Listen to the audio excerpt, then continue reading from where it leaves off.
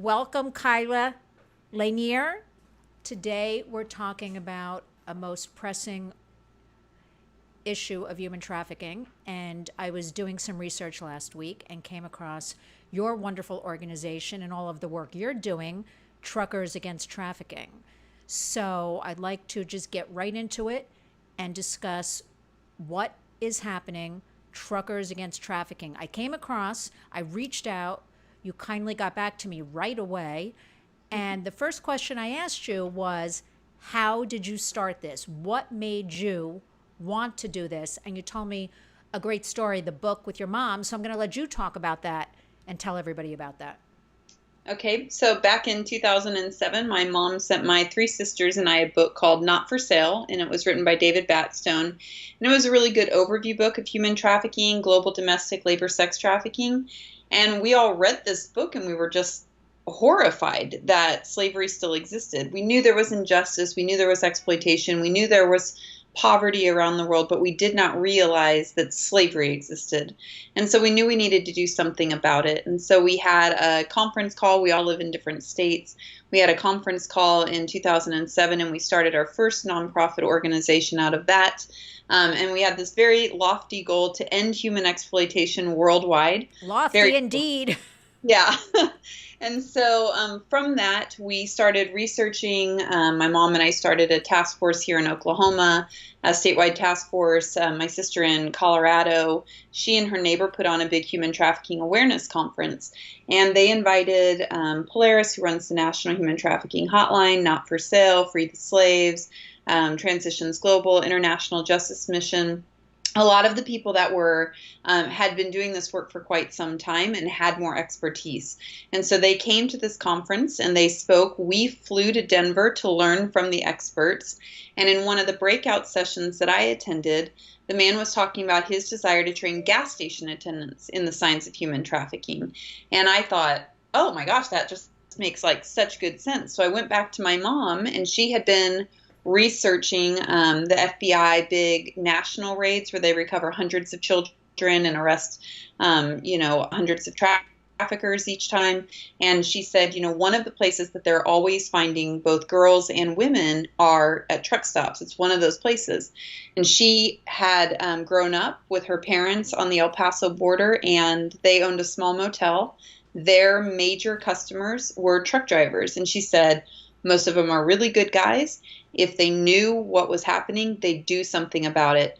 And from there, that idea, we launched Truckers Against Trafficking, first as an initiative of our first organization, and now it's its own 501c3. And our mission is to educate, equip, empower, and mobilize members of the trucking and travel plaza and now the busing industries to recognize the science of human trafficking and to know what to do when they see it.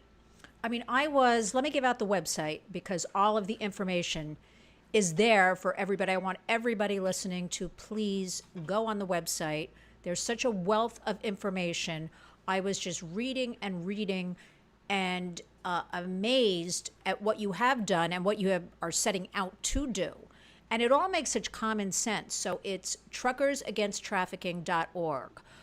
But I was, when you said, okay, about the gas station attendants, I was like, okay, buses, that makes complete common sense. Truckers, I mean, we've all heard, I have stories about truck stops, different things happening.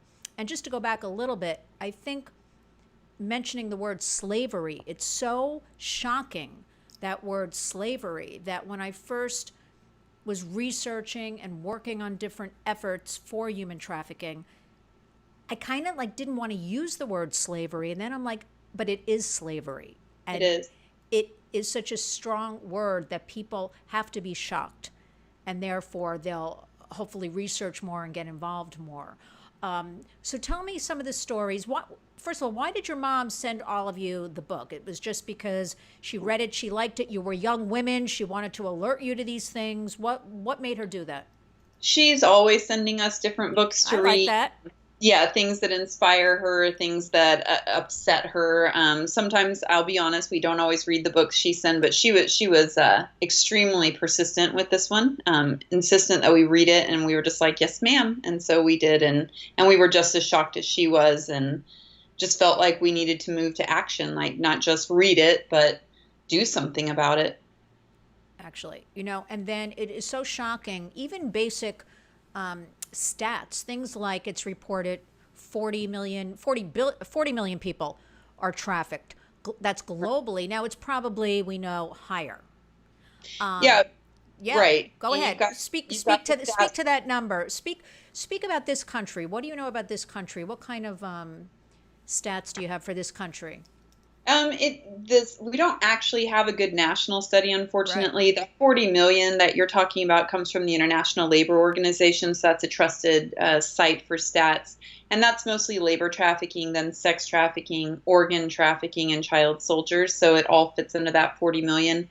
In the United States, if you look at some of the states' reports that have come out, Texas put out a report a couple of years ago that said just in Texas, and it was mostly labor trafficking, but certainly sex trafficking was there as well, that they had over 300,000 incidences of Wow. trafficking just in Texas within a year's time. You're looking at Ohio, tens of thousands. And so the states' reports have been really interesting to see. Not all of Right. them have done them, but you're talking about thousands and thousands of people. And when we look at the idea of prostitution, you look at the studies done on prostitution by the different research groups that are out there. 86% of adult women in the United States in prostitution report having a pimp. So they are trafficking victims. All minors involved in commercial Wow. sex are trafficking victims. So you're looking at the vast majority of people in prostitution are actually there against their will. So I think we just have to reframe some of these concepts and reframe some of these issues and see it for what it actually is and call it what it actually is. We say, oh, victimless crime, world's oldest profession, these things that are absolutely dead wrong. And what we need to look at is traumatized, exploited individuals in the sex industry.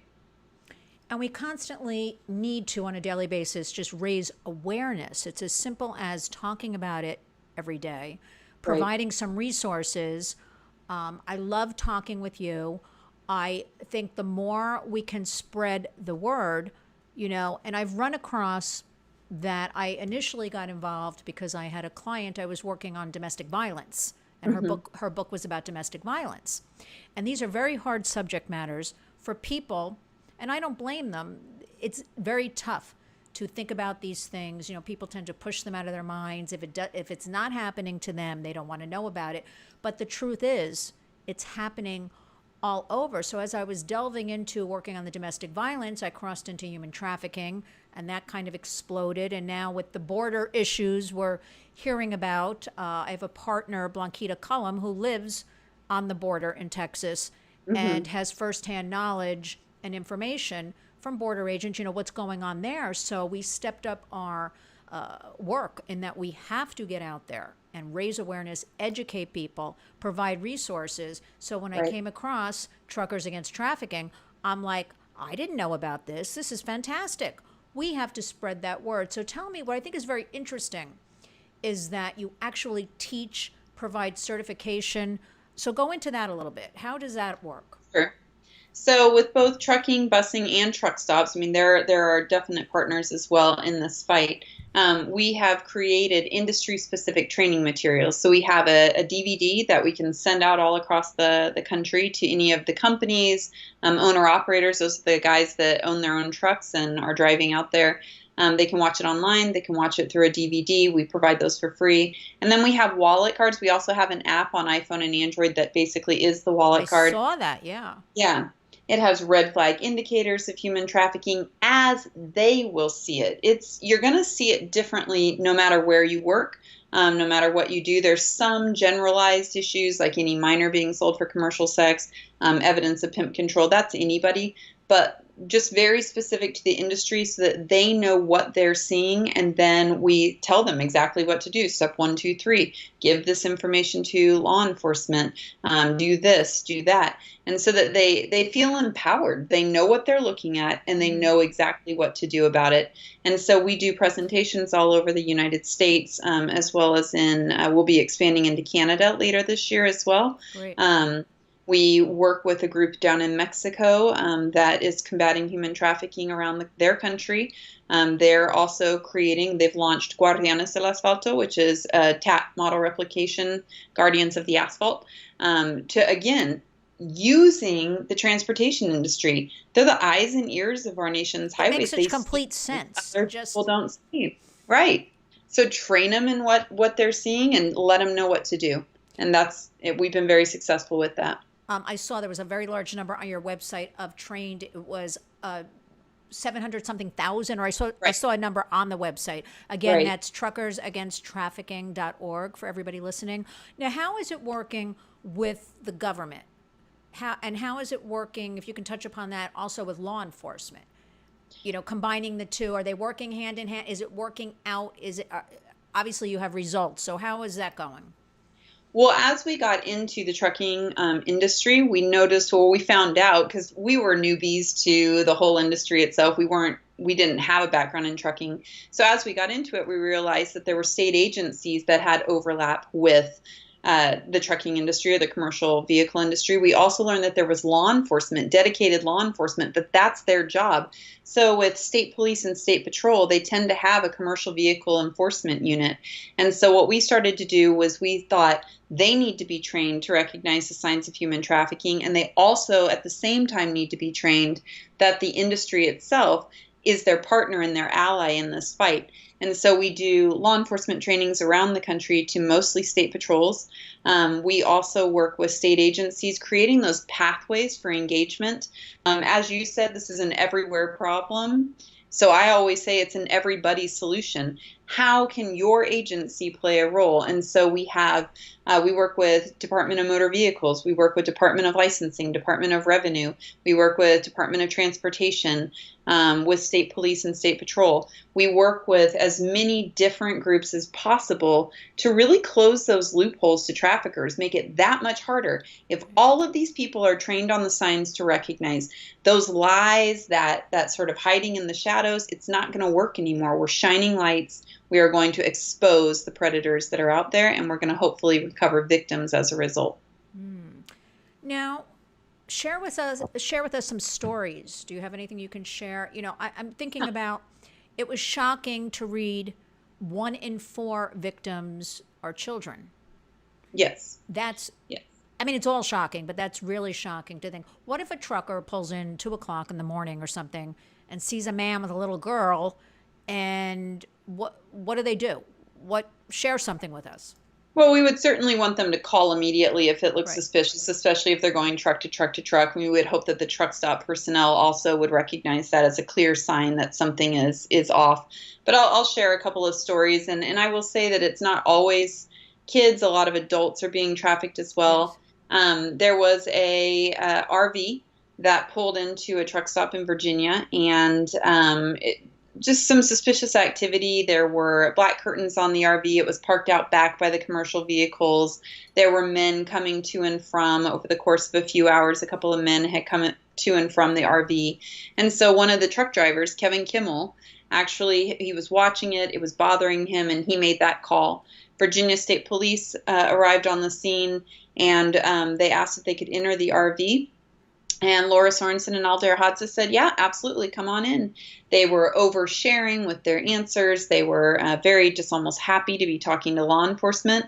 They noticed that there was a third person in the RV. She had greasy hair pulled up into a top bun. She was very pale. She was heavily made up, and she wasn't talking. At one point, Sorensen and Hadza are pointing to something out of the front of the RV, and a couple of the officers look with them out of the front of the RV. And when they do that, the young woman looks up at Trooper McFall and makes a face like, get me out of here. So Trooper McFall removes her from the RV, and as soon as she's out of the line of sight of Sorensen and Hadza, she tells her everything. She's 20 years old. She had been kidnapped out of Iowa 2 weeks prior. They had beaten her, raped her, burned her entire body with instruments they had heated on the RV stove. They had tortured her in a number of ways that I will not get into here. She had not eaten for a week. She didn't know the last time she had anything to drink. And they were posting sex ads of her on Craigslist, and men were purchasing her online and then coming to that RV to pay to rape her. And that was what was taking place. And doctors said that had that call not been made, she would have been dead within the next couple of days from both the extreme malnutrition as well as the infections that were all over her body from the torture that she had suffered. That's what sex trafficking looks like in the United States. And that trucker made the difference in her life. Thank goodness. I mean, these are horrible, horrible stories. And we have to share them and keep Right. telling people. And people are also visual. I'm working also with two women from Mexico. And I met with one recently here in New York, and she showed me things on her iPad. And as shocking as those visuals are, I think that's what will make a difference and resonate with people to take action.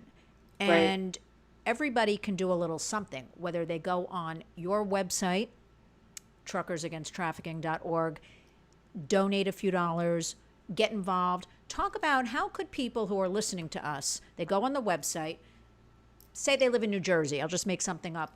Okay. What should they do? They could reach out to you and ask you how they can get involved, or what can they do to start something in New Jersey, or what would you do if somebody reached out to you? How would you advise them?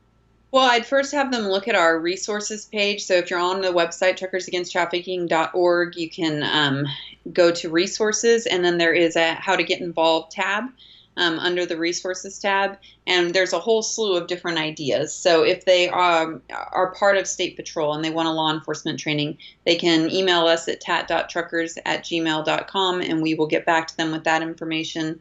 If they work for trucking, busing, travel plaza, or truck stop industry, again, we can get them those free materials. If they're just a person outside, a concerned citizen, there's a number of ways. They can volunteer boots on the ground in their own communities. If there's a truck stop, if there's a gas station, if there are places where they know commercial vehicles are and they want some of our materials, we have a volunteer webinar that they can go through, and then they can become TAT distributors, basically, where they're going out and having those conversations with general managers, asking them to put up the posters, asking them to train their employees on it as well, and really just making their communities safer in the long run. Obviously, yes, you've already mentioned donations, doing a small fundraiser on TAT's behalf. Just getting involved in those ways, whatever your skill set is. And I would say beyond Truckers Against Trafficking, if they Google in their own hometowns or the next major city, they'll find a task force for the state, or they'll find a task force. Contact them.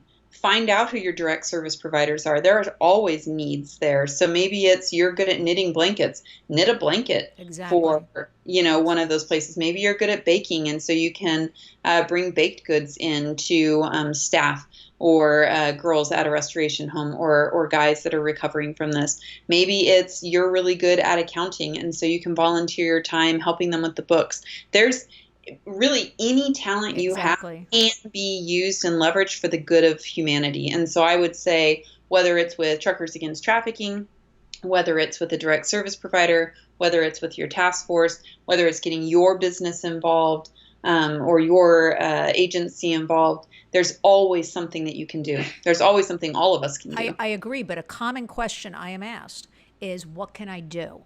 And I think it's such an overwhelming problem. Again, I think a lot of people are scared to go near the subject matter. I get asked a lot, what can I do? So by you citing all those examples, I would say even to some of the shelters and things where some of these people are sent, you can bring socks. It's just very simple little things. You can go to the dollar store and buy toothpaste.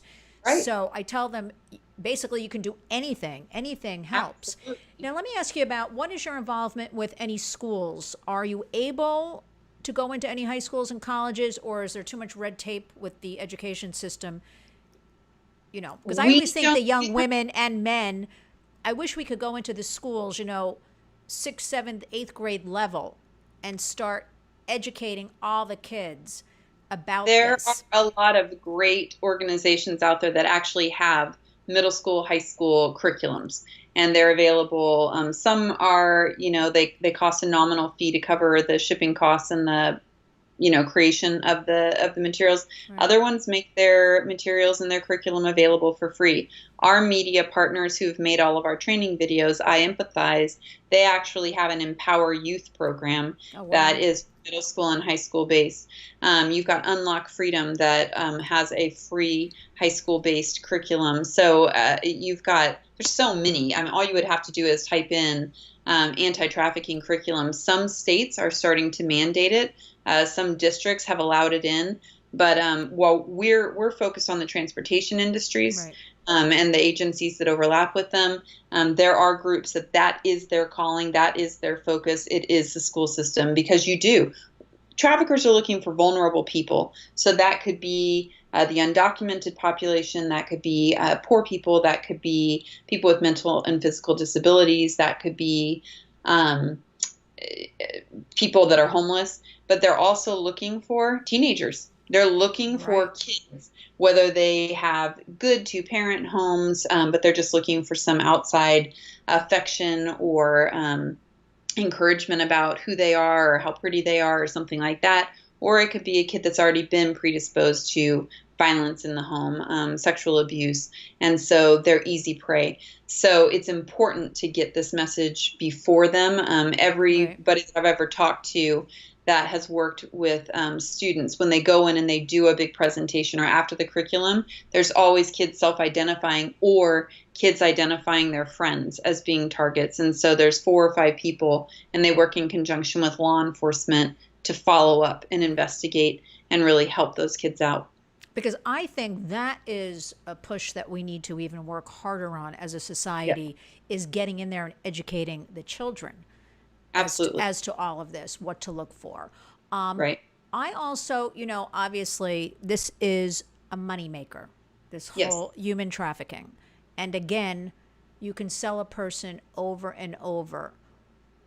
The good news is, there is a lot of talk about human trafficking in the last couple of years. There are a lot of groups. I was happy that Major League Baseball is stepping up with the Strikeout Slavery, if you're familiar with that, doing an initiative. So their sports, they're getting into it. Why do you think, though, this modern day slavery, and again, yes, there's the money component, money makes it all happen. Why is this such a problem? Why is this out of control? In my mind, I feel like it's so out of control. I'm hearing more and more on a daily basis about this. Why? Why do you think?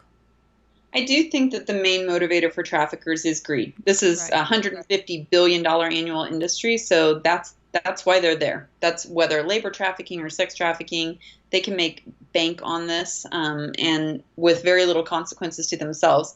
I would tell you that it's the demand side. In labor trafficking, we want cheap products. Think about that. Right. I mean, you can get 5 shirts for the cost of that one shirt. You're going to go for the 5 shirts versus the one, but at what human cost? And I think that that's what we have to start questioning. Our own materialism drives some of that labor trafficking. We want more products for less money, and somebody is not being paid on the other end to meet that demand. And so you see a lot of labor exploitation with food, with the garment industry, with coffee, with chocolate, places like that. So what I always tell people is start buying fair trade where you can. Right. So if you can buy fair trade coffee, fair trade chocolate, and even your local marketplace, if you tell the management, I want to see fair trade coffee, they'll get it for you. I live in Oklahoma, and I just told my regular grocery store, I was like, I'd like fair trade coffee, and they ordered fair trade coffee so that I could have access to that at my grocery store. They're going to meet those consumer needs. Does it cost a little bit more? Yes, it does, but that I at least know But that the workers are paid and the supply chain is free. And on the sex trafficking side, I'll tell you that we've always had sex trafficking. We've always had commercial sexual exploitation. We have continued to create a society that objectifies women, objectifies young people. And if we continue doing that, we're just going to see this blow up more and more and more. The demand side has grown exponentially the increase of pornography, the easy access to pornography. You're seeing more and more child victims as a result of that because normal vanilla porn gets boring. And so they want more and more avant-garde Right. displays. And then porn gets boring and they want a person that they can Right. act it out on. There's nothing shocking anymore. So they keep Right. going to the next level They go to to the next try. level. But where, I mean, to me, there's nothing more shocking as, what's happening with children Right. these days. So I don't even know what's after that because to me, that is the most shock. I mean, all people, but children in Right. particular. Uh, Right. wow. So the demand. Now, what do you think about the demand? How do we put a dent? Because I'm reading different stories in the women or they're getting arrested. Let's talk about a woman. Not we're not talking about children Right. or young men. They're arresting victims. What's your Right. take? What do you know about that? What can you share with us about that? Obviously, laws need to change with all of that. So, Right. I think that that's always been the case. The prostituted person gets arrested, the John gets a slap on the wrist and sent home, and the trafficker's nowhere to be seen, or they're just like laughed off. That's just the right. friendly pimp when he's really a terrorizing, horrible criminal person. So I think that that's the way it's been. I do think that that's changing. I do think that people are starting to recognize, both in the movement and beyond, that this is demand. You could round up all the traffickers tomorrow and you'd have a new batch within a couple of days because there's still that demand. We have to, as a society, stop excusing it. We have excused their behavior. We say boys will be boys. I run the social media for Truckers Against Trafficking, and whenever I post a story about a trafficker being sentenced, whether it's 20 years, whether it's life in prison without parole, the people on our page say it's not good enough. They want death to the trafficker. They are very explicit about wanting final justice for that person. But then you post a John sting. You post a sting where they've gone after the buyers, and you get this strange mixed reaction of people making excuses for the Johns, saying, well, they didn't know. Well, maybe they just have to pay for it, and that's the only way they can do it. Or we need those women so the good women don't get raped. I mean, I think I have heard That's so horrible. disgusting excuse that lets these guys off the hook. If there was, and I'm not saying that these men that are buying commercial sex are all horrible humans that deserve death. Of course not. I think that there's a lot of brokenness. I think there's a lot of pain. I think that there's a lot of sexual abuse that maybe some of the Johns themselves have experienced. And so they're acting out on these prostituted individuals, who many are sex trafficking victims. What I think, though, that there needs to be a component, an element where they are educated. I think there has to be an element where they have a consequence, that a little shame. I agree. Yeah. Yeah, a little shame could be helpful here. I don't know why we keep hiding this from their spouses and their families. I don't know why we hide this from everybody. Any other crime that they commit, it would go on public record. But this, it's like they get a fine that comes off as this like innocuous charge on their credit card, like it's hidden when they have to go to John school for the first time, instead of just calling it what it is. Well, they got picked up for solicitation, and I think we have to have a consequence for the buyers of commercial sex. And then men need to speak up. Most men don't buy sex. Right. But most men have been very quiet about the issue. And I think that if men would talk to other men and just say, this isn't acceptable, this isn't okay, this isn't how men behave, this isn't boys will be boys, this isn't acceptable, I think you would start to see a massive change. I think there's been a dearth of conversation around this issue.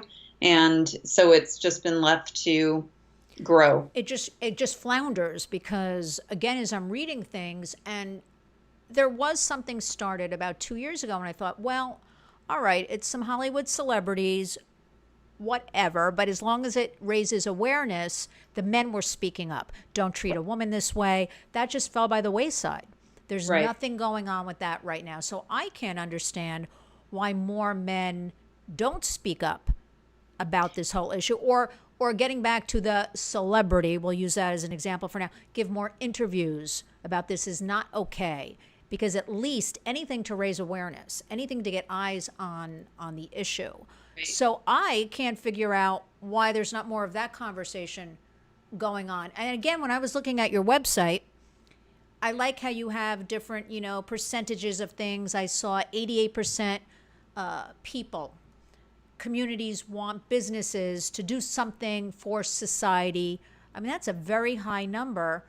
And why isn't there more of this? What's going on? So I thought maybe you could shed some light, because I don't know. I just know what I read and I'm researching.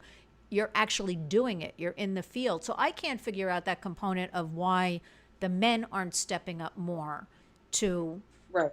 to talk about it.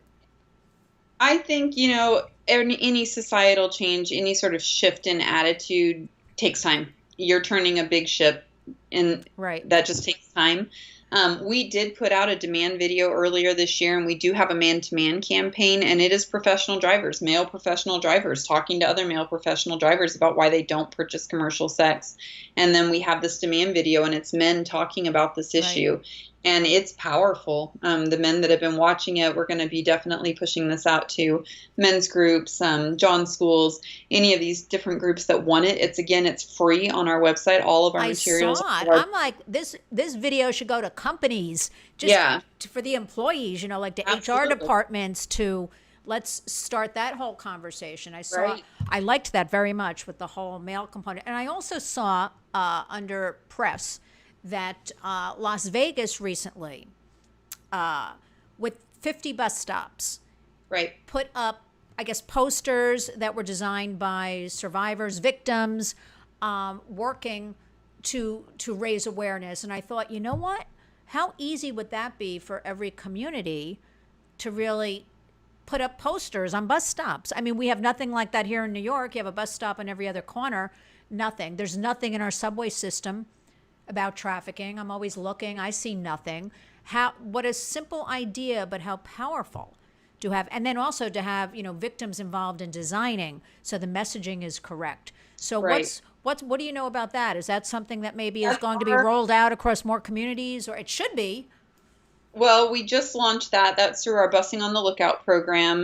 One of the lieutenants from Nevada Highway Patrol that we work with, Lieutenant Drone, he had connected us with Vector Media, who puts out ads in the That needs to be a buses. national campaign. I mean, it Right. really.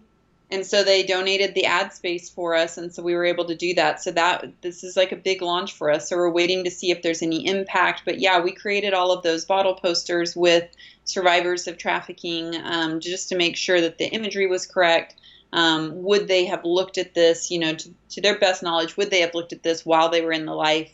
Would this be powerful for them? And, it's really exciting to see these up all over Vegas, at the 50 bus stops, but also within the transit buses that run the city.